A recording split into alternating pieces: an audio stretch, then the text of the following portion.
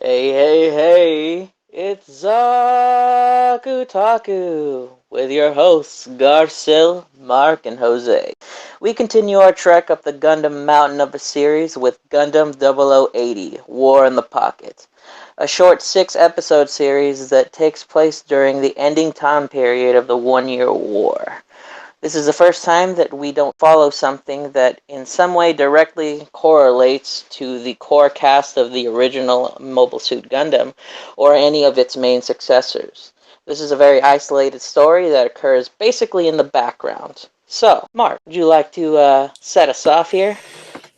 All right. So, like Jose said, War in the Pocket is a more confined story than the other Gundam anime we've seen. Did the fact that it was confined and shorter, did that have any impact on you? Not much of an impact, but I did kind of put it off because I didn't really care much for it. But as I started watching, I did start enjoying it a whole lot more than I expected to. Yeah, and I wanted to note the fact that we don't see a lot of mobile suit combat in it. It's more of like a character driven story where the mobile suits are kind of just there as like big scary monsters, and that's kind of a shift from what we've seen in the past, where they're more like just weapons and tools. And in this, it kind of seemed like they're always portrayed as gargantuan, towering, kind of like kaiju type of things that were destroying cities. And I guess that kind of has some more to do with the perspective that we got, because when we saw the mobile suits, it was kind of from the ground view looking up at them a lot of the times. I don't know if you guys caught that. And it kind of gave the impression that they're threatening, and they are. And I thought that was an interesting take, because usually we don't see that. But how'd you guys think about that? It's definitely helped. Well, it helps reinforce everything that you just said, like you said, with the camera angles and the cinematography. If anything that I can say about this particular series is that it did emphasize things like that more to make the Gundams, the mobile suits in general, uh, a lot more menacing towards the everyday civilians. Which this is a story basically driven by through the perspective of the everyday civilians, not heroes and legends and all that kind of stuff. So it really helped emphasize that and give the person, the people watching, the audience, like it really puts you into that kind of role a little bit more, and I appreciated that. So yeah, it did make me fear the Zaku tooth a bit more. Yeah, they're pretty cool. The detail that the Zaku 2s, all the mobile suits really get in this OVA is very well detailed. I did enjoy that. Yeah, they're seen like being put together, assembled, and like taken apart and fixed a lot more. So I guess we get to see what it's like an Austanage's point of view. true. Makes me wonder if Asanaj was the one that fixed up the mobile suits by himself. We do see that Zaku gets fixed up by one soldier and a child. Yeah. So instead of referring to them as that for the rest of the show, let's go ahead and introduce some of the cast. So our main character is Al, who is a young boy living on the colony, which I believe is inside 6. And we also are introduced to a Xeon crew, and more specifically, yes, and more specifically, a rookie named Bernie or Bernard. Bernie. We also Barney. we have the rest of the team is Garcia. Hey. Hey. And wasn't it like Misha? Mikhail. Yeah. Mikhail? Okay. Mikhail, we have another member that dies, sadly, in the first 10 minutes. Yeah. Wait, is the Mikhail the guy with... Is he the scraggly fat guy with the green beanie? Yes, that's Mikhail. Okay. And then I thought it was like Misha or something. I thought it was Misha too, but oh well. Mikhail Misha or something. And the captain or the commander. Hardy Steiner. So fun names all around. Yeah, and it's cool because, well, like once again, like we said in the past, they have these diverse, race of characters, like Russian, Hispanic, Latin American, Hispanic, And what's cool about the dub is that they actually dubbed it with those kind of accents.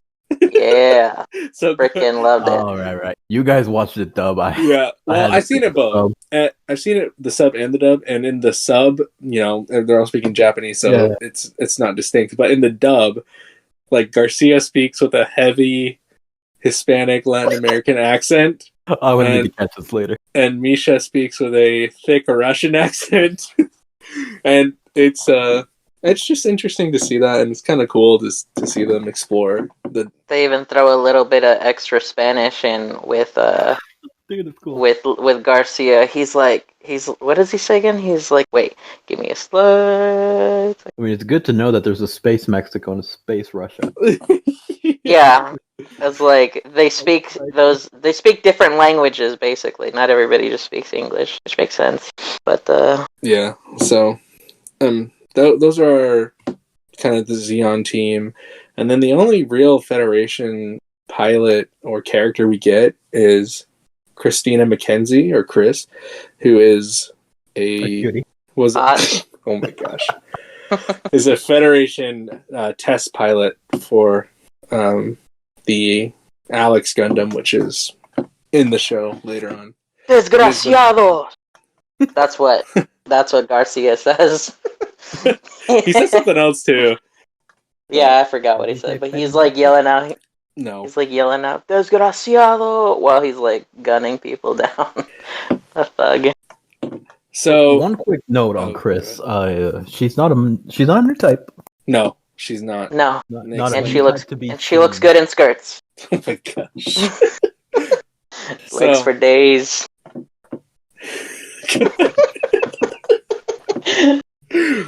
So, like with us following a mainly Xeon cast, it kind of gives us a different perspective on and what the Xeons were doing, and it doesn't really paint them in a good light, but it also allows us watching to sympathize with them a little bit more. Because it seems as though the grunts which we're following are they don't really want to carry out the plan. They're just kind of doing it because they're forced to, especially Bernie. And their plan is essentially to figure out what the Federation has been hiding, and what mobile suit or technology or whatever, and then once they find it, to either capture it or destroy it. And so we follow them along, staking out the area, looking for the suit stuff, and that's kind of essentially the story of War in the Pocket. And one of the first things we notice is that Al's colony has not experienced the casualties of war. So he looks at everything as like a game. They are a neutral colony. Yeah. So how'd you guys think about that? Like, he was looking at this whole thing as kind of a war game and not real. Oh boy. Garcil. Just randomly say my name. You go first. Let's see. I guess I thought. Yeah, I'm gonna be honest. I don't have much to say on that. All right, I'll take it from here then. First off, these little bitches. Not in the way you're talking about it. Thinking of the game. Well, I just say that because I was gonna say, like, Al just doesn't really get it. Like, he doesn't see Xeon as an army, but as an enemy, and he doesn't see the Federation as the heroes, like a lot of people around him tend to do. Yeah, and the way I would describe it, I guess, to put it in perspective, for those that haven't seen it, or just for you guys to think about, it, is like a kid who like watches Star Wars or whatever, and they see Darth Vader and they think he's cool, and they when they play Star Wars, they play as Darth Vader, even though he's the bad guy. That's kind of what Al's looking at the situation as, because he's like, I want to be the Xeon because I think they look cool. Not basically. He doesn't really take into account like what's happening, what they're doing, or any of that. So, he tends to defend them, even especially after meeting the Cyclops team. Yes, and I only mentioned the war game part is because later on in the series, his friends want to play war with him, and they all got their gear and stuff on, and so I'm assuming that war game, like playing war, is something that they do a lot, and he thought of this as one big war game. Yeah, it really deals with a lot of the glorification of war, especially amongst the kids. And A lot of kids are out there looking for ammunition, shells, like ranked ammo, and stuff like that. even though the little girl is trying to like one up them in terms of like knowledge, like it's some kind of game. Like, you fool, you obviously can't pair a level 3 warlock with a no, but like like in those kind of terms. But specifically, she was like, the Zaku's are way better than everything that the Federation has. The Federation doesn't have no mobile suits or something like that. But yeah, like along those lines. And then they tried to throw hands with her, They which did. was them. Yeah, little bastards. Can I also bring up that, unlike a lot of the other child characters we've dealt with, I did not find Al annoying at all, really. No, he acted like I feel like a real kid would act, kind of. He was annoying to me here and there, but to be honest, it was always counterbalanced by something that he would do that would like kind of prove that he's not like a completely ignorant child. Like if he started bugging and just like being like an annoying kid, like, oh, I want to do this, take me to do that, let me see your gun, let me touch it, oh, you're a meaty, then that would be counterbalanced by later on him like, oh, he's pretending to cry to lead these people away. So he obviously has some good observational skills, and he's implementing the fact that he's a child, and he's like using tears to lure people away from doing so and so. Which he saved a cop's life like that. So it was always counterbalanced. So I did like that. So he's like in the neutral ground for me. Yeah, and I want to point out that throughout this little story, Al's parents are going through a rough patch. Seems like they're debating divorcing.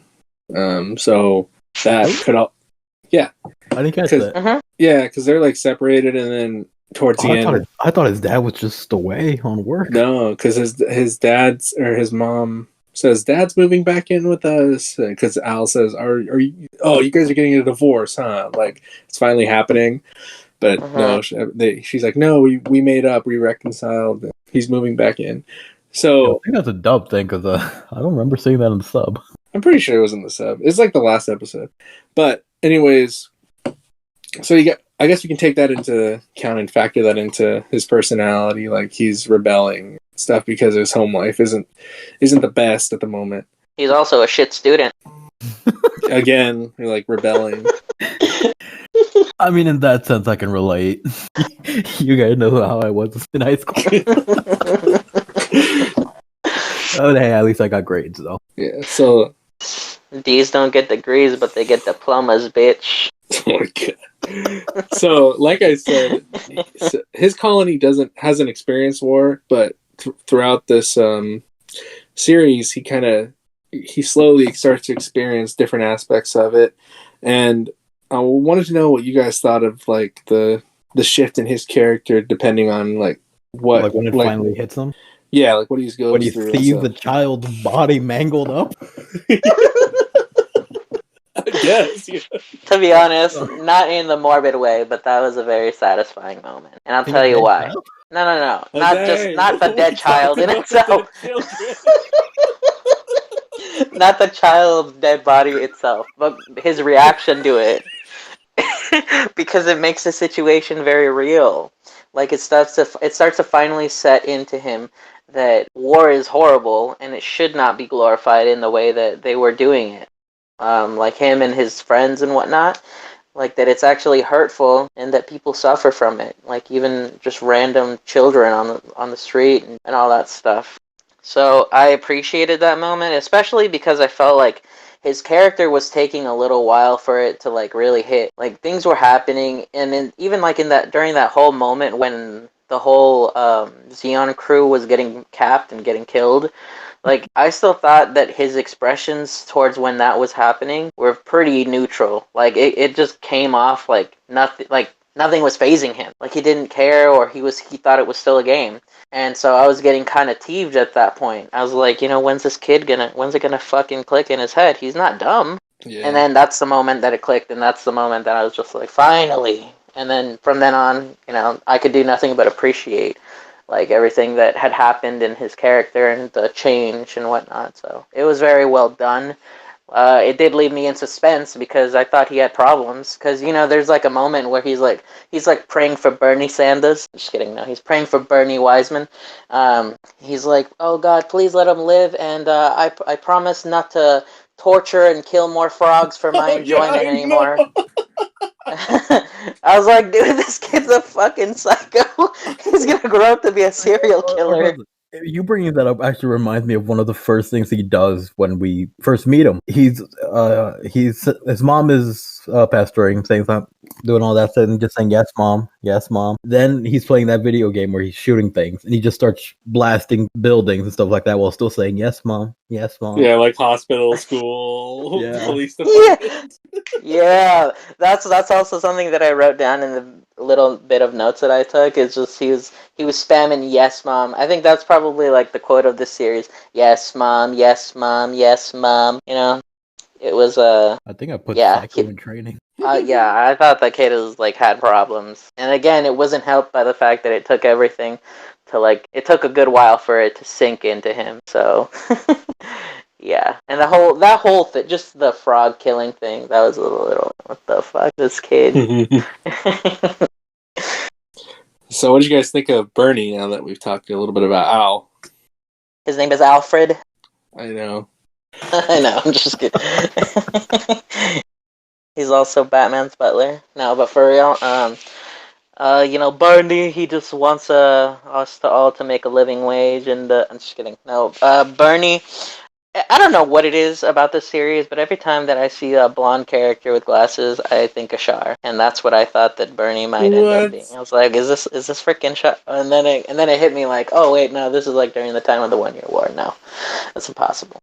But yeah, maybe it's probably just like the animation style and the fact that I feel like I don't see any other blonde characters except Char in this series thus far. So yeah. So you thought he was Char? That's okay. No. In terms of like his character, I liked him. Bernie, man, how did he start off? He was just a scrub amongst the Special Forces Xeon crew. And what else happened with him? Oh, the first thing that he does is he gets shot down and he lands Oh my like somewhere in town. So he's He points a obviously gun not at very Al. good. Yeah, Yeah, he points but the gun at it Al. also seems like he doesn't want to be there either. And then Al, being the psycho that he is, didn't even react to the gun being pointed at him. Hey, we're not on So Al anymore, dude.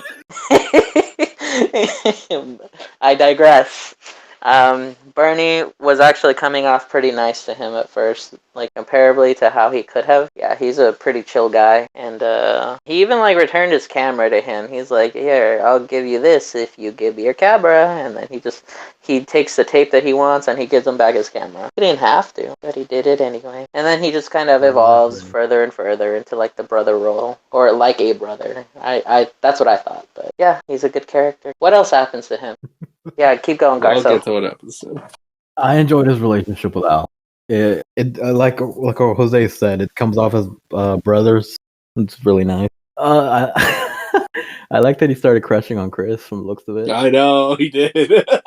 I mean, yeah, I can't blame him. Yeah, exactly. But yeah, I don't want to say that he's a coward, but he doesn't really seem into like anything that he's doing. And then there's just one giant role reversal, like near the end. But I'll be honest, once I can't gather my thoughts.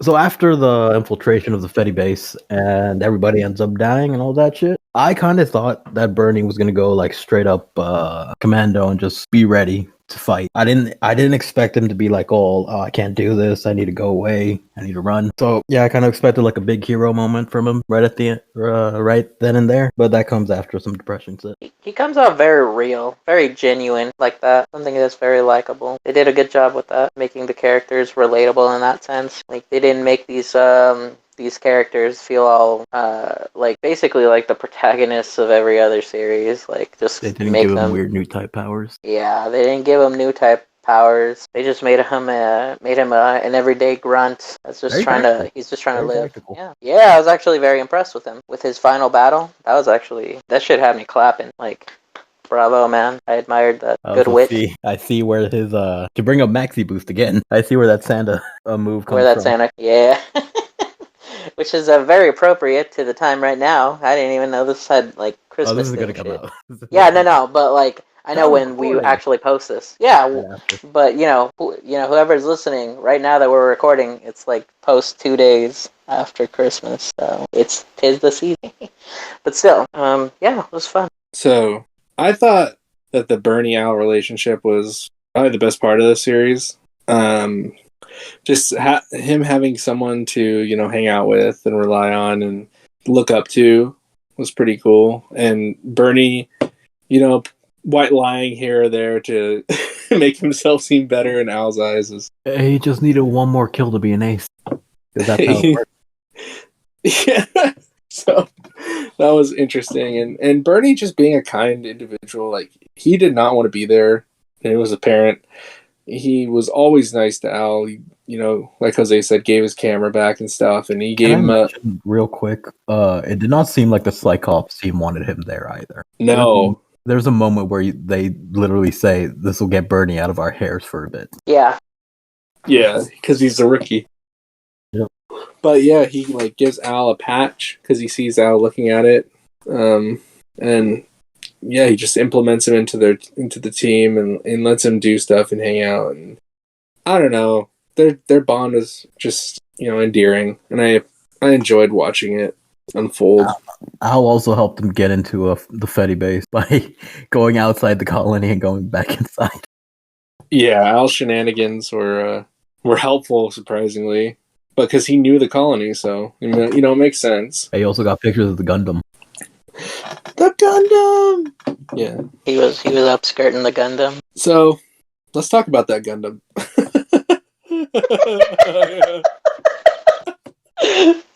So let's talk about the Gundam. So, Oh, like I said, we're not gonna talk about Crit, the cutie. No, wait. We're gonna talk about her a lot after. Anyway, so okay. So, quick question though about the Gundam right before we start on it. The RX-78, the original Gundam in the Mobile Suit Gundam series, that's the first Gundam, right? Is that the first mobile suit or because they had me confused. They were like saying, "Oh, the Federation doesn't have mobile suits," and then that kind of had me a little bit confused. Well, the GMs were based off of the Gundam, weren't they? Dr. Morales, take us to your corner.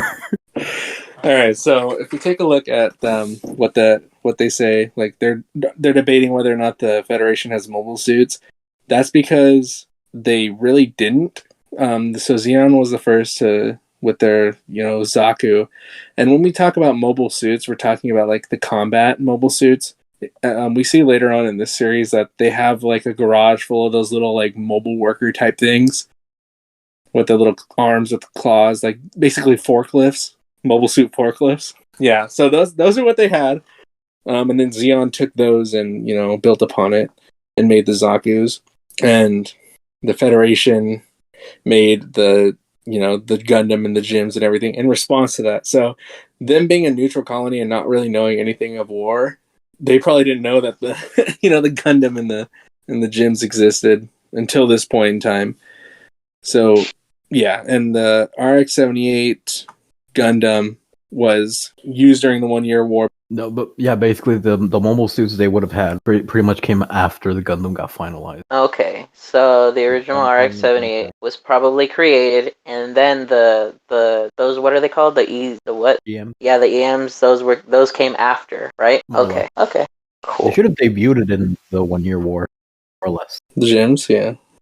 Yeah, we also see a gun tank in this. Or not gun tank, gun cannon. They bring them up. They like name drop them both, the gun tank and the gun cannon. Yeah, so I don't know. It's just cool to see the advancement of technology on the Federation side because we don't really see that in the other. I mean, in the original Gundam series, we don't see that. We just see them have the Gundam the whole time and nothing else.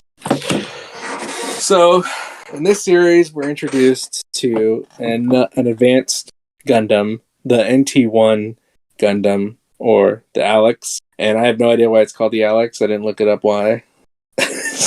Doctor, you're supposed to know. No, I don't know that. But I do know that it stands for New Type 1, and it is a prototype version of the RX-93 New Gundam, and it was supposed to go to Amuro Ray during the 1 Year War. It's briefly mentioned that in here, and if he would have had that, he probably would have been OP. Probably could have killed Char, and then yeah, for sure. Taking a little weird ass turn. So the Alex has a 360-degree cockpit, which is Oh yeah, I was so surprised when I read that. So this is where the 360 degree started then. So that technology was already available. Yeah, that's pretty cool. Which is kind of funny if the Federation already had it at that point. What's the next one that had it? It was actually the Mark IIs, wasn't it? Yeah. Okay, never mind. That makes sense. Have them? I think. But those. So Mark, I got a question. Yeah. Do you know if the Alex has the same type of armor that the Gundam has? Well, the RX-78 does, or if it's like the Mark II and just has normal armor? So I actually think we made a mistake in that most mobile suits after the Gundam were made of that, like most high-end mobile suits after the Gundam were made of that same material. So the Mark II just sucked. So they downgraded it for no real reason. And so they didn't technically downgrade it. Downgraded the armor, but upgraded the weaponry. Well, yeah, that's what I mean. Yeah. So I'm assuming that the Alex was top of the line, as it was meant to like help Amuro win the war. But I don't know. It's just, what did you guys think of the Alex? I guess I should propose that question right now. I'm not gonna lie, I thought it sucked. I thought it was underwhelming. I was like, this because it is so hyped up in like the Gundam like videos community. People love the Alex. Oh, and really? I didn't understand why. Well, because it's supposed to be an upgrade to the RX-78. It's supposed to be a specific new type weapon that's supposed to win them the war, more so than what the Gundam does. Yeah, but we've seen what Amuro is capable of with just the RX-78. If he had the Alex, imagine the possibilities. If he had the Alex, he'd be OP. Because in this, it says that Chris has like a sync rate of 34% with the Alex because she's not a new type.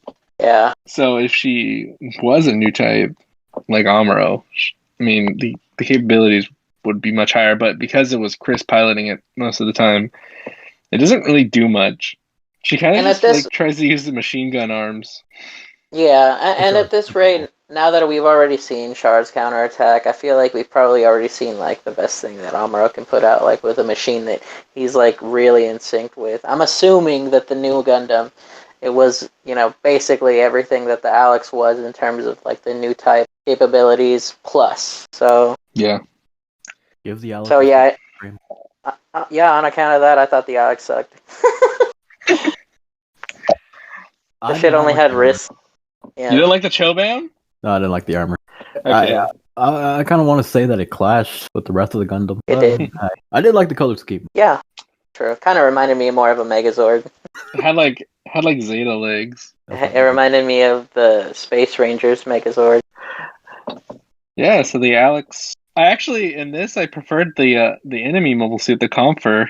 Exactly. Dude, the Comfer looks so cool. The Comfer looks so sick. Especially, the attack was during the night, so it made it look darker and it made it look cooler. Seeing it glide over the street, it was sick. The engine, the thruster coloration, like the orange with the blue. Oh, God, it looks so cool. Too bad it got bodied. It got destroyed. What kind of Gatling guns does the Alex have to just shred through the entire armor of the Comfer so easily? Turn that guy to Swiss cheese. And his stood a chance. At least he took out the Gundam. He didn't even get to fucking drink his alcohol. Yeah, but like nothing happened to the Alex, even after it got laced with mines. Hey, one of the little bee fin. Yeah, the bee fin got broken off. And it didn't use the armor anymore because it fell off. So I don't even know if that was intentionally on there as like armor or just like transportation protection. I have no idea. But man, every Gundam should have that. I kind of thought it was part of it. Yeah. I mean, I like the design of the Alex. I think it looks kind of cool, but in terms of like what it did in this, it didn't do much. But imagine the possibilities. We've already seen what's probably better. So Yeah, but that's also what 13 years later. yeah, but it's just the fact that we've already seen it. If they wanted to hype up the Alex that much, then this should have probably come out before Char's counterattack. But it's like when you see the end game, then you just like don't give a shit about the mid part anymore, the potential of the mid part. Yeah, man. Like the Alex doesn't even have funnels, man. Exactly. Although, It doesn't have the fun that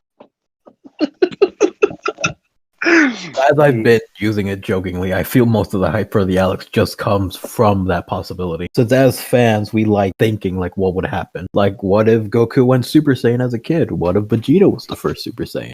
Things like that. Well, that didn't happen. So then if that's the then reason, then I don't know. you'd see they would be like Goten and Trunks. Alright, so we see so the Alex is being developed by this like scientist in like some crazy like Professor X wheelchair, but he lies to everyone in the media and everything and says that he doesn't.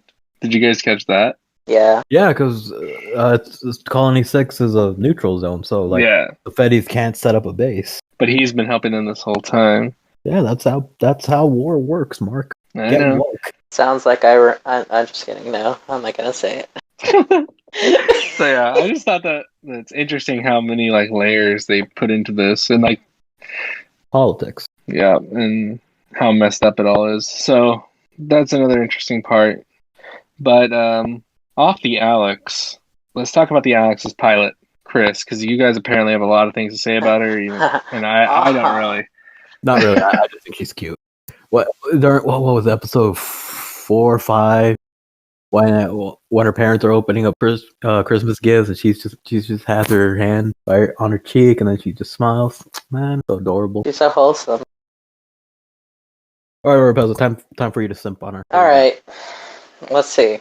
First off, her introduction is she's very cute, and she's got the red hair that's really working for her. It's really does wonders for her face. She has a very nice, well-designed face. Good job to them.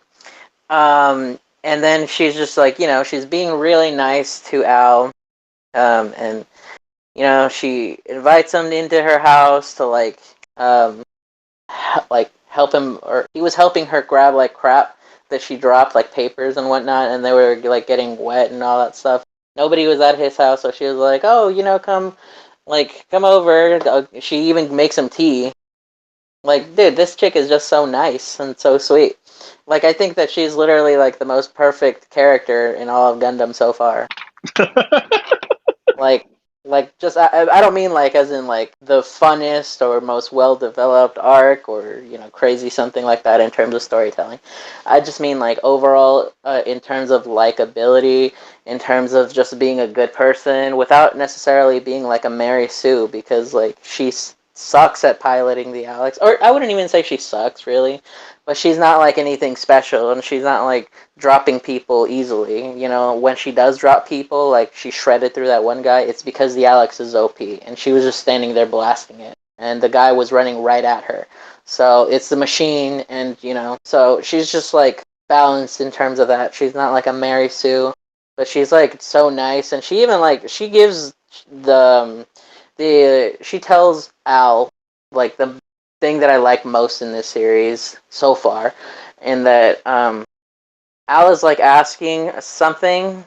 He's like asking her something about running away and if it's cowardly, and she says that she doesn't think it's cowardly and that everybody does different things and you shouldn't judge everybody by the same metric because we're all different people.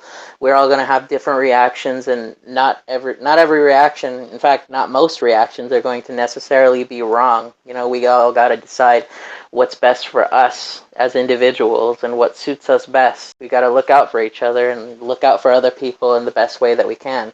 And I just thought that she was so uplifting that she even got like my negative Nancy ass. Like she was really, I was about to say she was really turning me on, but No. not but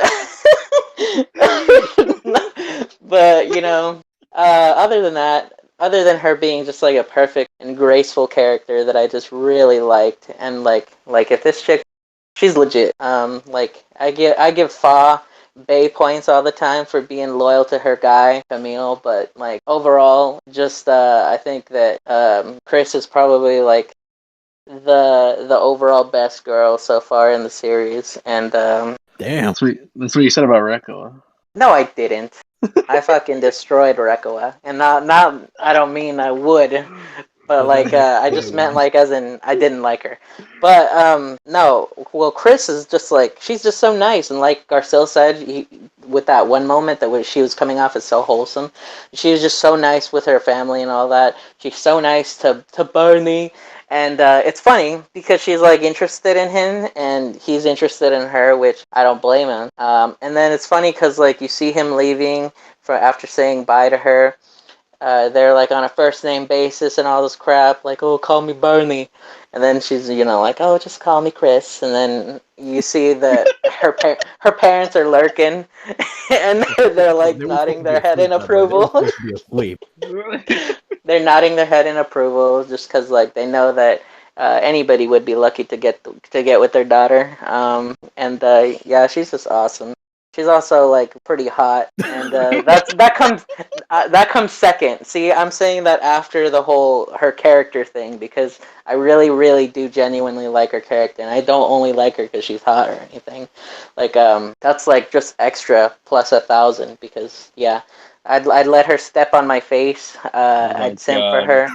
All right, let's cut it off yeah. right here. No. Wait, I'm almost done. She's got legs for days. She works them heels, and she's just really stylish. And okay, there. No, but for real, I just really do love her character. She's just really upright and without being like a stuck-up person. Like she's just really well balanced in terms of that. She's overall likable.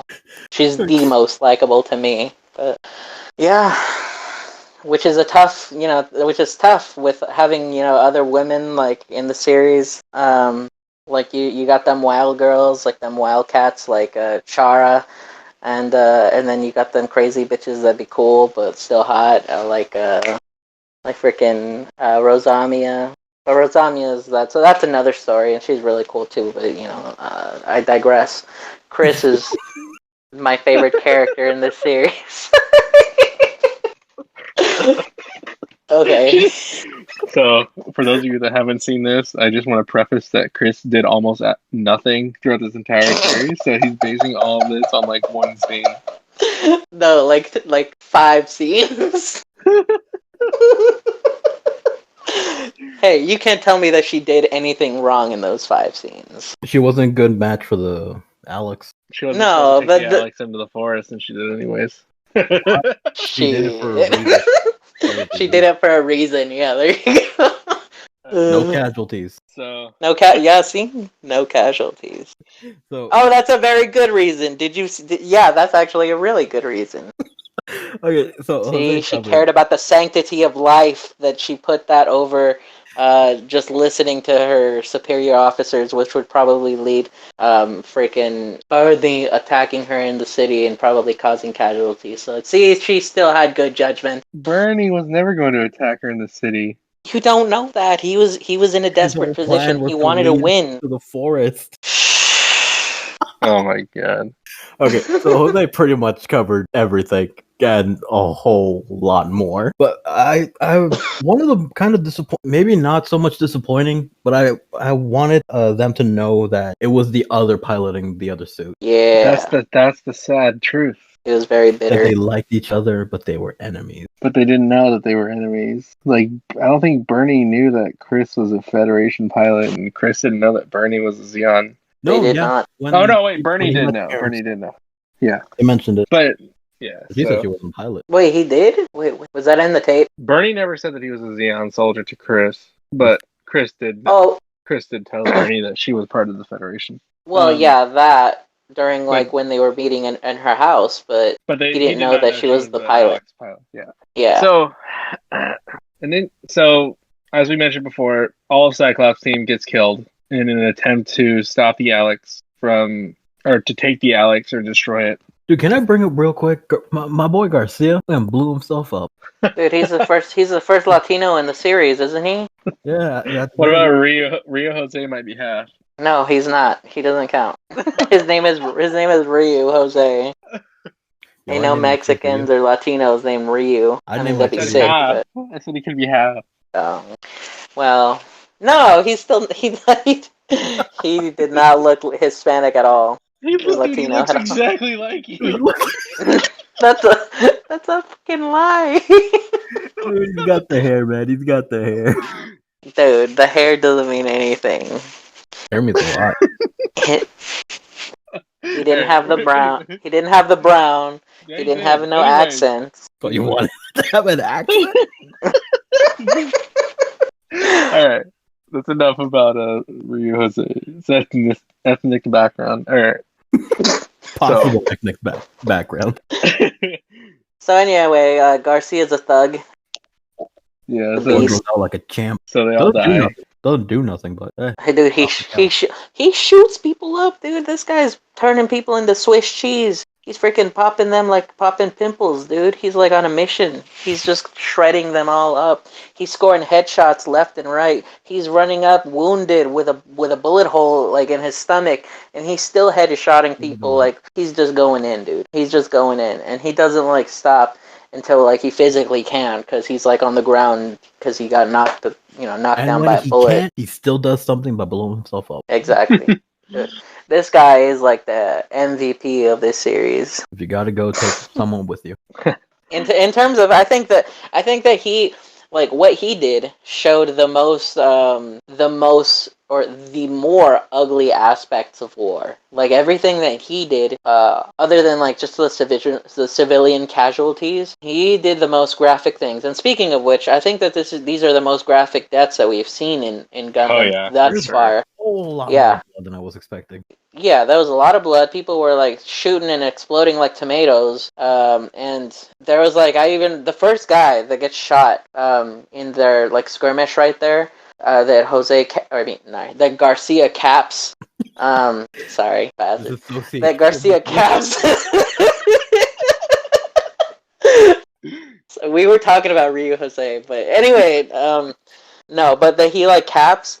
He shoots him in the head, and then the guy like falls back, and he's like slumped over, and you can see the hole, and the hole in his face, and he has like a bunch of blood around him. It was really kind of jarring to see because we haven't seen anything like that.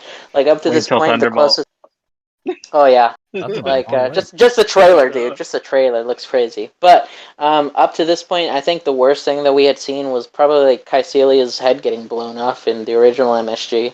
And yeah, I think that's the worst. Oh, probably like Paptimus too, when he got like skewered by Jammed right to his Camille. stomach. Yeah, but other than that, I think this was actually just like really nitty gritty brutal, and it really did a good job emphasizing the harshness of conflict of battle and how ugly it can be, which was funny because freaking Al was just like still unfazed by it at this point. But yeah.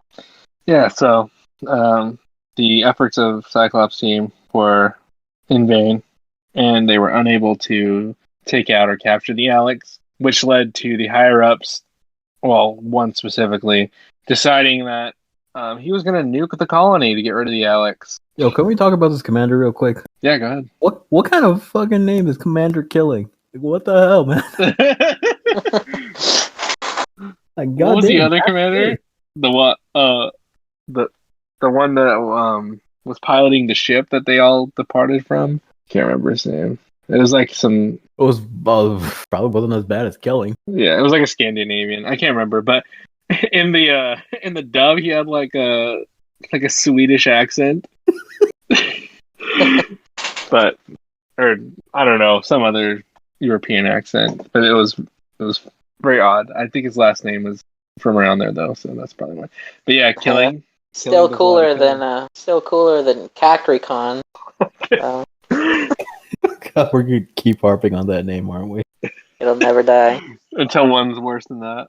Oh, Yeah. damn it, Yeah, the only thing that was kind of a disappointment. Actually, no. You know what? There was somebody. It was only Garcia basically that ever went into like a bloodlusted rage mode. Oh my god! And he was collecting blood, dude. He was collecting them samples for the underworld, ready to raise hell, and he did Unfortunately, he made the ultimate sacrifice. But yeah. Okay. So yeah, they're gonna nuke the colony on Christmas if the Alex isn't destroyed by then. So at this point, Bernie's at the end of his rope. He's got no team, got nothing to go for, got a broken down Zaku, and that's it. And an informant tells him that he should leave because they're gonna be blown up. But Bernie realizes that he can't do that because he's got people there that he cares about, Al and potentially But Chris. before that, when he is trying to escape, he does tell Al to get out of the colony. Mm-hmm. Yeah, but Al reminds him like, "Hey, that's just me. What about everybody else?" And since Al already cried wolf to the cops once, they're not gonna believe. They don't believe him. Yeah, little bastard. Well, I'll be honest, dude. Even if he didn't cry to the wolves prior, obviously they weren't gonna believe him. He's just a kid talking about a fucking nuke launching on a colony. Yeah, Really think they're gonna believe that?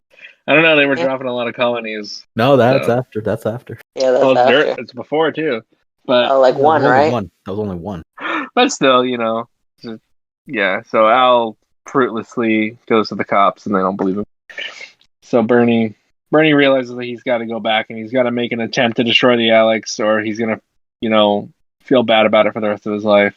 And him and Al build up the Zaku that he crashed in originally. Which I would like to point out: how did no one realize that there was a Zaku like right at the park? Yeah, Oh, it was like right next to a highway too, wasn't it? The Federation knew about it at least because they talked about there being a Zaku in the forest. Why didn't they clean never it up? picked it up? I have no fucking clue. Yeah. So yeah, but they got it running, and then we see the ultimate Maxi Boost move, the inflatable Santa. It's a charge move, right? I think so. Yeah. I also like that, well, I don't know exactly if I like it, but I still think it's funny that what convinced Bernie basically to come back was some drunk chick at a bar that was like harping on the phone. Yeah, that looked like he thought it was Chris at first, and then he's like, he goes up to her and is like, not her. Yeah, and then she like goes to a payphone and starts nagging her ex-boyfriend over a phone. That's where he gets the inspiration to go back. And then we see the climactic battle between Bernie piloting the Zaku 2 and Chris piloting the Alex. Both sides not knowing who they're fighting or why they're fighting.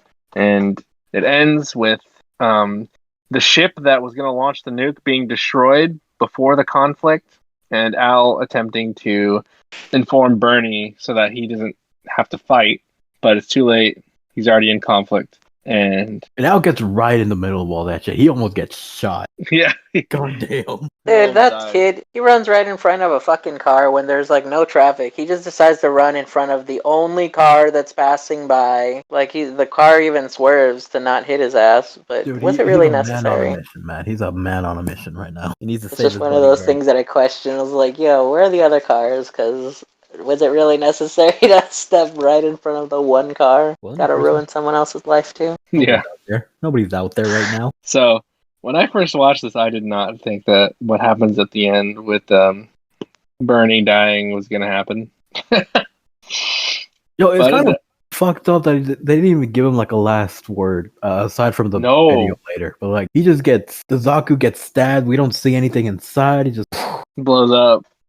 Chris is, wounded, but not alive. Too bad. I don't know. I think. And then Al gets the realization that it was Chris piloting the Alex. Yeah. He goes into like shock. He just sits there like staring and doing nothing. And it was just, I don't know. I thought that moment was pretty powerful. Like he realizes what happened. He's like, he's gone. I didn't do it. I didn't save him. And this is real. And then the worst part for me was that you hear one of the officers be like, what happens with the Zaku pilot? Is he there? And then they're like, no, it's just a bunch of hamburger. Oh my god! Yeah, he got turned into Choiled Burger or Charles Burger or something. Oh my god! Well, damn. Al was in shock, so hopefully he didn't hear that. Yeah, I know.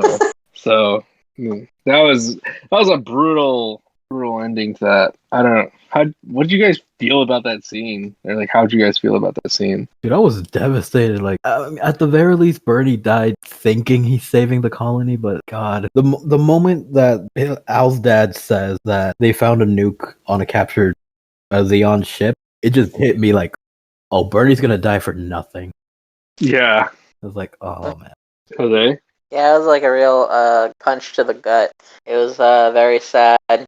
But I just said So, what do you guys think of the little message that Bernie leaves Al? the tape, right? Yeah, so he leaves Al a tape, and he said, "Don't watch this unless I die." And Unless the plan fails or he dies, which yeah, is kind of the same thing. yeah. So I think at first it kind of hit me as, well, what day is it? yeah, it's Christmas Day or Eve? that they're doing that they're fighting. Yeah, actually, is it Christmas or is it the day before Christmas? Because the nuke would have had to drop on midnight. I thought it was Christmas, but I could be wrong. Yeah, the nuke was supposed to drop on the 25th, exactly at midnight. So Bernie giving this tape to Al, maybe within a few hours' time, is kind of fucked up. Yeah, But I'm going to at least say that he had a day. yeah. But otherwise, it's nice knowing that he knows they're the bad guys. So he tells Al not to hate the Federation, which, considering what happens with the Federation later on. Then he can hate the Federation, but Oh, not right definitely. now. Yeah. The Federation can stick their fingers in their asses and take a whiff of it after, because they're assholes. I thought it was Sorry. sad. It almost kind of made me cry. The tears were welling up. I also kind Hit of, you in the feels. I was also kind of hoping for like let Chris see this and then a confession, but c'est la vie. Yeah, Chris never found out, which was mature of Al not to say anything. Mm-hmm. But You think maybe she kind of knew there was something wrong? He did start crying afterwards. no, I don't think she knew. Yeah, it didn't seem like she had any idea to me. Yeah, so the message was depressing, but the message of the story is what I want to ask you guys next. So what do you guys think of the overall message of this OVA was? Oh, Pretty message. plain. I think it's something that, well, okay, specific message, like, if there is something, I don't exactly know, but what I am going to say right now is that I feel like it's very relevant to something like today, especially in the real world with, like, the whole COVID thing happening right now. Like, you glorify something or something big and dramatic is happening that is affecting a lot of people negatively, like war. Specifically, like, first I'll say, like, in terms of the series right now, it's the war, and people are, especially kids, are glorifying it. Kids are, seeing basically black and white. They just think they're the good guys and that the Federation's the good guys, when in reality, there are people that are on both sides that are just people. They don't try to distinguish, good and bad. They're just people that live, just like anybody else would. They got their families, they got the people that they care about, and even people that are technically supposed to be warring against each other can come to care and love each other, which Al definitely did care and love Bernie. I mean, he even told him that. He's like his big bro, and they always acted that way. And they were very attached, and it made him sad. And I think that's mostly the overall message, that, it's something can be glorified or just kind of pushed to the background, but when it hits you personally and affects your life, then you realize just how bad it is and how it's something that should not be praised and something that should be condemned. And by how I correlate that to real life nowadays is that, a lot of people are kind of they're real ignorant about the COVID. And Can we not date this so much? Yeah. Yeah, we don't. Anyway, I'll just cut out there. For me, I liked what Chris said to Al about even if you're scared to fight for what you believe in and all that jazz. Felt touching. Felt very shonen hero-esque. Oh yeah, that actually. I await the Al movie. There's no Al movie. Dude, Hathaway got a movie. Give Al one. He deserves it. Spoiler: he grew old and died by himself. What if he joined the Titans? No. All right. Yeah. So I don't know. I kind of thought the message was the same thing like Jose was kind of saying about like war affects everybody, even if you think you're neutral or even if you don't realize it. It affects everybody. Nobody wants to be in conflict. Like none of the actual soldiers, like Bernie, Cyclops team, they don't want to be there. Bernie kind of tries to defect from that and befriends Al, who's technically on a colony run by his enemy, but not everyone's part of that group. So, and it also, like, with Al's friends at the end, they say, like, don't worry, Al. Huh? There'll be another war. Yeah, don't worry, Al. Which There'll be they're another right. war. Yeah. It'll be cool. We'll collect a lot of bullets then. Yeah. Maybe even live ammunition. Yeah. So that kind of thing was like, it's a never-ending cycle, and people are going to be hurt every time this happens. And like as they were saying, the kids they glorify it. They don't understand what's going on really, and yeah, it's just like it's a very depressing series because that's the message. Like, it's endless cycle. He's going to keep going. And boy, does he keep going. Yeah, that last panning shot really like kind of hit me. It was like when it's panning out and Al's crying and his friends are like all happy and whatnot. It's like the burden of truth, man. One kid knows how tough it is and how horrible it is, and the other kid is just being ignorant, woefully ignorant. Oh my God. So yeah, you guys have any concluding thoughts on War? Oh, actually, I should ask this: did you like it? I liked it. I very much enjoyed it. For a short 6-episode series, it actually got me really caring about the characters a lot quicker than, obviously 6 episodes, but I cared more for these characters than I did other characters. I'll say double Zeta. Yeah, no. If you know, you know. Yeah, I can definitely agree with that. Overall, I liked it. It's funny because, like, at first, like, while I was watching it, it wasn't really vibing with me. Like, I wasn't really feeling it. I thought the first 2 episodes were, like, a little bit boring. And then I kind of just, like, laid back and just watched it a little bit more casually. And I just really enjoyed it. Like, it's one of those very character-driven stories. And that's one of the things that that's one of the methods of storytelling that I generally like most. Not always like a really complex plot, but just a really nice, well-done character-driven story where you can just kind of like everybody anyway. Like, for whatever it is.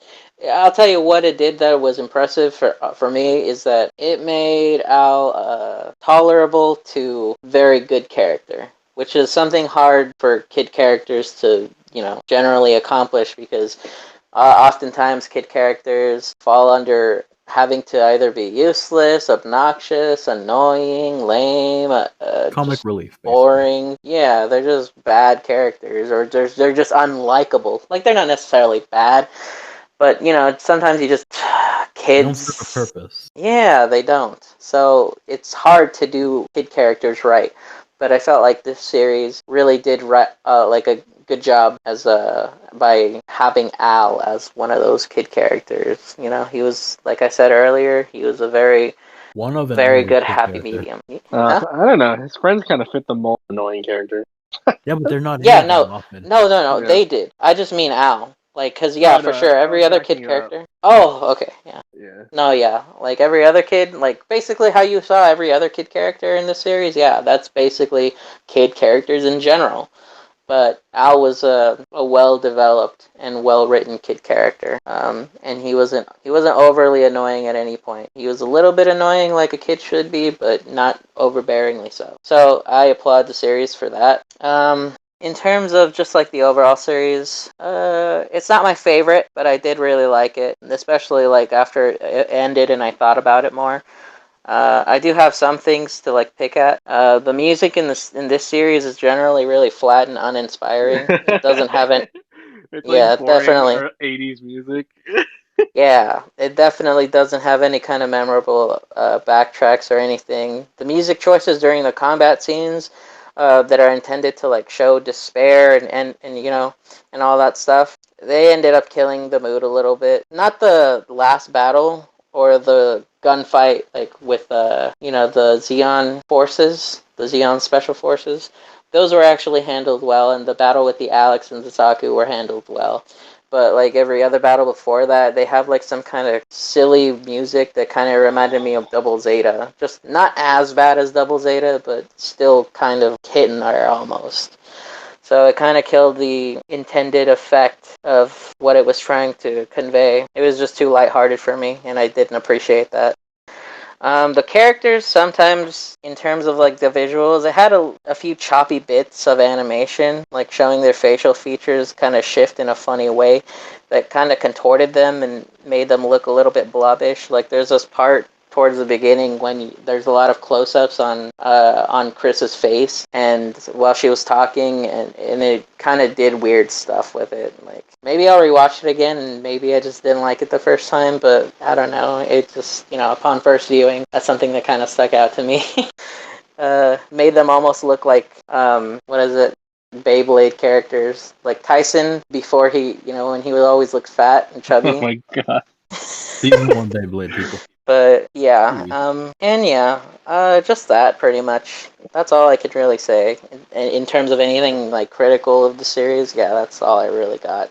Otherwise, I think it was a pretty good series. Yeah, I also enjoyed the series a lot. I enjoyed it the first time I watched it, and I was excited to see if you guys liked it as well.